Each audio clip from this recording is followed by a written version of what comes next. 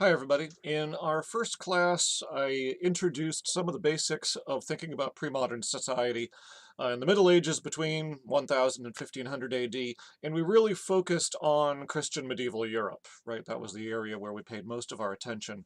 What I want to do in video lectures for today and maybe tomorrow is talk about the rest of the world in this period so we could get some of a broader view of what's going on in the medieval world, not just medieval Europe, kind of using Europe as the starting point and comparison point. Um, the broad characteristics I talked about for medieval Europe still apply to most other medieval societies. Like medieval Europe, they are all largely agricultural in their economies, although the particular organization of agriculture and state of the peasantry and things like that do vary from place to place. They are all basically hierarchical societies where you see significant class differences, a tendency for hereditary status, and a limited amount of social mobility between the different classes. So social hierarchy, likewise, very important in other world societies as well. And also religion in its own way permeates each of these other societies as well. Everybody assumes there's some kind of a god or deity out there. Or has some kind of religious practice that tends to be closely interwoven with daily life. And religious authorities, one way or another, are prestigious figures who play significant roles in society. So that's true across pretty much the entire pre-modern world. That's all fairly standard. The particular recipe and combination and institutions you get will vary quite a bit from society to society. So it's not as though they're all, just totally the same and have no differences from each other. They have significant differences, and I'll try to point out some of them as we go along. Let me, though, take a look right now looking at the Islamic world. We're talking about basically the Middle East, but really extending not only in the Middle East proper, but across northern Africa, where modern Libya, Algeria, Morocco are, and in fact up into Spain. Islam had spread into Spain in the 8th century and was still a pretty strong presence there in the year 1000. Over the course of the Middle Ages between 1000 and 1500, the Islamic rulers in Spain gradually lost ground. They were in the south of Spain, Christian rulers were in the north. There's a gradual process where the Christian kingdoms expand and the Muslim kingdoms contract until 1492 when the final Muslim kingdom collapses in Granada. But still, so Spain at the farthest as the farthest western outpost of Islam. And then in East, Islam really spreads not just across what we think of as the modern Middle East, say to Iran or so, but also deep into Central Asia, across to where Pakistan is today, and actually would continue expanding into India over the course of the Middle Ages, and then by trade down to where Malaysia, Indonesia, and the Philippines are now. So really very, very expansive spread of the Muslim world until it takes on the contours it has today.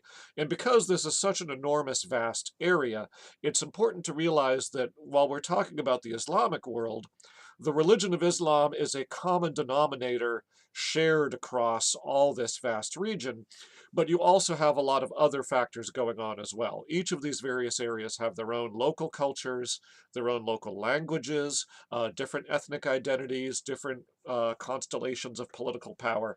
So there really are, quite distinct in different ways, much as if you look at Europe, um, in the Middle Ages, Europe is, all basically a Christian society where Christianity is a common denominator you have. But Norway is very different from Spain, is very different from Hungary, is very different from Ireland, right? Very different cultures and languages and ways of ruling and so forth. So each place has its own identity and is quite separate. And you need to bear that in mind. I don't want to talk too much about the history of Islam before 1000. It had originated in the 600s, that's in the 7th century, with the career of the Prophet Muhammad. And um, the early Muslims had formed a kind of a confederation or an alliance of Arab tribes who had very rapidly, in the generation after Muhammad's death, uh, gone out conquering beyond the Arabian Peninsula, roughly Saudi Arabia and its surrounding countries in modern times. They'd really, come out of the Arabian Peninsula and had conquered a quite vast empire, which, wound up stretching, by 100 years later, stretching over this kind of vast area we're talking about from, Pakistan to Spain. So you had this huge Muslim area conquered in a rapid period of time. The Muslims did not generally force people to convert. That very, very rarely happened. There are a couple of incidents of it, but they're very much the exception. Instead, they were usually content to be a ruling minority over a non-Muslim population that remained there. They're not killing everybody off or driving them out. They're establishing themselves as rulers and then collecting taxes and tribute from the people they conquered. And that's important to bear in mind. I'll try and give you a document with spellings of words as we go along here. The conquered people were called dhimmi in Arabic, which means protected people, which means their own religions and cultures were tolerated. They were allowed to continue using them. However, they were second-class citizens, effectively. There were all sorts of things they couldn't do, like ride horses and carry weapons, hold public offices, and they had to pay additional taxes that the Muslims would support themselves on. Um, Over a period of a couple hundred years, the population of the conquered areas gradually start to shift over into the ruler's religion, kind of for obvious reasons. They want the advantages of, being able to have the privileges of Muslim status. So by the time you get to the 800s and 900s, we're getting to the year 1000, where our course officially starts. Most of this area has a majority Muslim population, running 50, 75, 80, 90%, depending on exactly where you're talking about. Okay, so that's sort of just very briefly on the spread of Islam. I should talk about its characteristics as a religion a little bit. I don't want to do this in too much detail. Um, but a couple features about it. The main thing is that Islam is an extremely practical religion. It tends to focus a lot on ethics and practice and law, not so much on philosophy and theology and sort of speculative ideas about God and the soul and things like that, right? The attention is much more on what people do in this life, which will qualify them or disqualify them from getting into the future life. That's why Sharia, which you hear about in the news so much, is so central to Islam. It doesn't just mean law, it's sort of a total, the way, the guide to life, the way Muslims live. And Muslim religious institutions and the Muslim clergy, or equivalent to clergy, um, clergyman is an imam who is an expert in Sharia. The community of imams, the equivalent term to clergy, is the ulama. So an imam is a person who is an expert in sort of, the way that a Muslim ought to live and is able to preach to people and render judgments on questions that will guide people in how they are supposed to live. And this can embrace a wide variety of things, from how one says one's prayers to practices about fasting and religious observances like that, to basic moral questions about property and theft and how people treat one another, to criminal cases of how do you punish people who are thieves or what have you. So a whole vast variety of things are included in that term Sharia. Very, very, very broad kind of a category. Um, let's see, just as an example of the practicality of Islam, I will talk about this element a little bit. The core of Sharia is what's called the five pillars of Islam, the sort of the five things that all people, all good Muslims must do to sort of remain in good standing as Muslims. Only one of them is a matter of belief. That's the first one, which is the confession of faith, the statement, there is no God but God and Muhammad is the messenger of God. If you say that, that is the fundamental belief that makes you a Muslim, and sort of a person who declares that before witnesses, not as a teacher explaining it to people, but actually intending it and meaning it, thereby becomes a Muslim. It's very simple, no elaborate rituals or anything like that you need to go through. The other four pillars are all matters of practice. There are the prayers that one says 5 times a day, which are communal group prayers, a lot of attention on the community of Muslims, not so much the individual. There is a mandatory almsgiving, charity that you have to give, which the imams will assess, but depending on a person's wealth, how much charity they are required to give, and that's a donation that's supposed to go to the poor. There is fasting during Ramadan, a holy month. It's based on the lunar calendar, so it never lines up exactly with the months on our Western calendar. But during the month of Ramadan, you fast all day when the sun is up, and then when the sun goes down, you're allowed to eat and drink again. And then there's the pilgrimage to Mecca, which every good Muslim is supposed to make at least once in their lifetime. So a great, enterprise when everybody goes to Mecca there. So you see from these five, 4 of them are things you do, not things you have to believe. And that sort of is indicative, I think, of Islam's character as a whole, this very practical quality it has as a religion rather than, being more speculative and mental and focused on, beliefs and ideas. Um, so far, so good on that, I hope. Um, as Islam expanded over all this area, it did wind up embracing a great many different pre-existing cultures.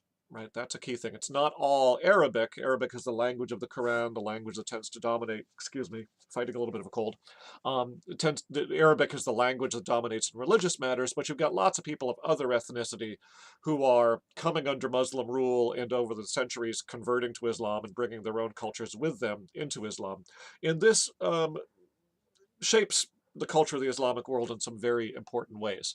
Um, a lot of that population were Greeks. There were a lot of Greeks from the days of Alexander the Great and the Roman Empire who had moved out of Greece and colonized other areas around around the Middle East that the Muslims wind up ruling. Um, They've got their language, they've got Greek philosophy, mathematics, science, medicine, knowledge, and all this kind of a thing. And one thing that results from that is Islamic rulers want to avail themselves of all this, want to present themselves as the masters of all wisdom.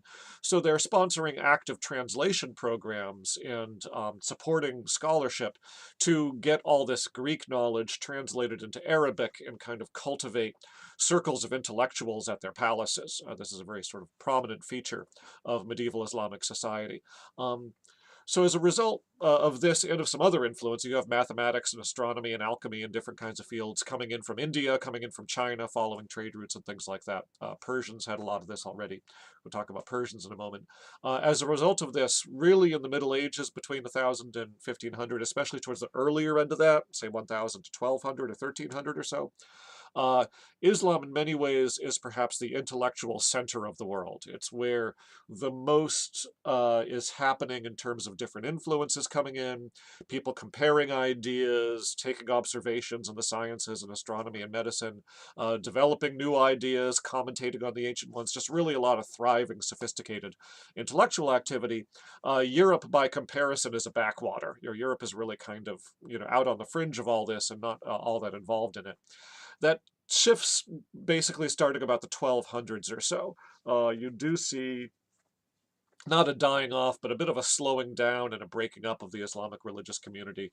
The Islamic intellectual community, I should say, sort of in terms of science and philosophy and fields like that. There's debate over why it happens. Nobody's really entirely sure. One possibility, you get Mongol conquests. I'll talk about Mongols in a separate lecture in a moment, which disrupt everything and maybe sort of push towards a more militarized culture that's less interested in intellectual life. That's one candidate for sort of, what happens. Other people argue that you get sort of a new generation of rulers coming up earlier, Turkish rulers coming in, another ethnic group sort of coming into Islam, um, who are more interested in putting their patronage into religious institutions and the imams and focusing on Sharia rather than into the philosophers and intellectuals who are pursuing, science and philosophy and things. So that's a possibility. It may just be a matter of the funding shifts. Basically, no, the rulers who have the money are no longer paying for intellectual enterprises. They're putting more of their wealth into paying for religious enterprises, and so naturally you see the intellectual stuff just slowing down. So those are some candidates. In the meantime, around 1200, you're actually starting to see the first European universities arising. A lot of the books that had been written in Arabic are getting translated into Latin for European audiences. So you tend to see European intellectual sophistication increase in the 13th and 14th centuries, while in the Islamic world it's kind of slowing down and getting quieter. So that's sort of on the intellectual area. But all goes back to Greek knowledge, which is kind of inherited by both, but actually more by the Muslim world than the Christian world. So that's part of it. Um, Another of the cultures in the Islamic world that are shaping things are the Persians. The Persians had a great Middle Eastern empire before getting conquered by Muslims. And as a result, as people start converting to Islam, the new Muslim ruling class starts having lots of Persian noble families. Iranian, right, Persia and Iran are basically the same place. These Iranian noble families coming in, bringing their Persian sensibilities with them. And because of that, you start seeing a lot of, say, literature, poetry, things like that, art, which is really influenced by the Persian background. And this is one area that can especially remind you that religion isn't everything in all of these societies. Very, very important, of course, but it's not everything, and there are other things going on, and everything is not necessarily dictated by religion. Couple examples of that when you see the Persian influences: Islam strictly forbids the making of images of living creatures, including human beings. That's supposed to be completely forbidden. It's a religion where, thou shalt make no graven image, like in the Ten Commandments. Um, the Persians had a lively artistic tradition of depicting people and animals and things like that. And this sort of new Persian elite coming into Islam brings their sensibility about art with them, which means when you look at art being produced in the Muslim world, lo and behold, there's a lot of painting going on. There's a lot of illustration of, books and manuscripts and scrolls and carvings going on. It's the Persian side coming in. And does it contradict their religion? Yes, it does. But these are powerful, wealthy people who, sure, they think of themselves as Muslims and they believe in all that stuff, but they're just sort of willing to, ignore that part, basically, and do what they want. Another example would be alcohol. Islam strictly forbids the consumption of alcohol. You're not allowed to drink at all if you're a strict Muslim. But the Persian elite culture had encouraged, actually binge drinking, frankly. Among the Persian nobility, competitive drinking was sort of a test of manliness, and this sort of, a dimension in which people would, try to, vie for status and one up one another. So that also comes into this ruling class culture in the Islamic world, where you'll get poems being written in praise of wine, and it's being consumed at the courts of the rulers and things like that. The religious authorities are not very happy with it and will praise rulers who abstain from drink and discourage their nobles and courtiers from drinking. But who has the money? Who's paying the bills? It's those nobles and courtiers. So, there's a limit to how far you could push them to take away, take their wine away from them. So there's lots of things like that where you can sort of see this Persian influence coming in. Um, I'm not going to worry too much about a political history of the Islamic world to, focus on that. As a general characterization of what's going on in the Middle Ages in the Islamic world, um, you had initially, before 1000, had this vast Islamic empire ruled by a caliph, first from Damascus and then later from Baghdad. Um, but by the time you get to the year 1000, effective political authority is broken up. You still have a caliph. He's still the figurehead of Islam. He's sort of the nominal, leader of the Islamic world. But his practical power on the ground has really declined. He's not able to dictate orders to, governors in far-flung territories, the emirs that you may have. And so you've got a lot of people who originated as sort of warlords and garrison commanders coming off the conquest, pretty much setting themselves up independently, able to conduct their own political business without too much disturbance from Baghdad, and ruling themselves and effectively building kingdoms of their own. So when you look at the Islamic world in 1000, you've really got, much like Europe, a patchwork of many separate kingdoms under many separate rulers, each pursuing their own political agendas, fighting wars with each other, things like that. So quite a bit of similarity in there. And in particular, around 1000, this new group I mentioned before, the Turks, have come in. They had originated not in modern Turkey. Modern Turkey was actually Christian territory at the time, but they originated out in Central Asia. They were a nomad group who start migrating into and then conquering their way into the Islamic world, but also converting to Islam as they go along. They become part of the mix. They start spreading in.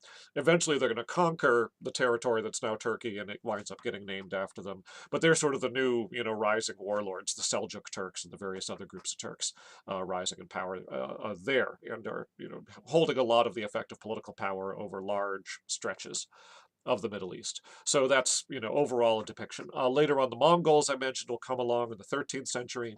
They burn Baghdad and kill the caliph in 1258.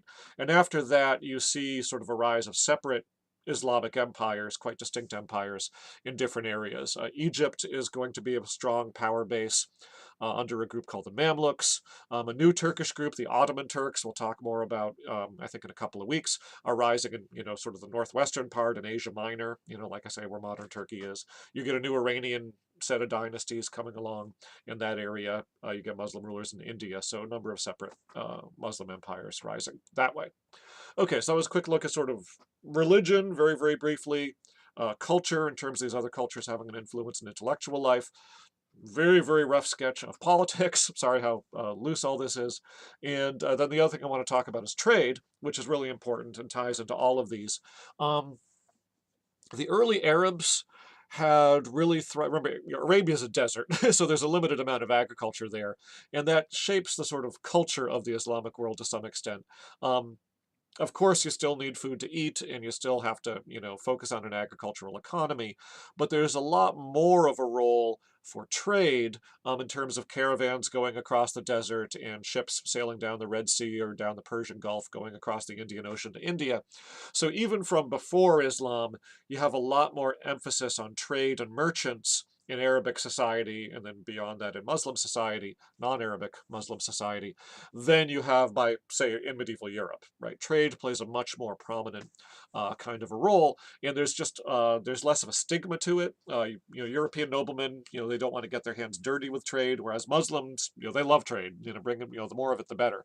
There's a lot of interest coming out of the intellectual culture in exotic goods, different plants and flowers and animals and things, spices that you could get from, distant lands and bringing them in and sort of, having great collections of them.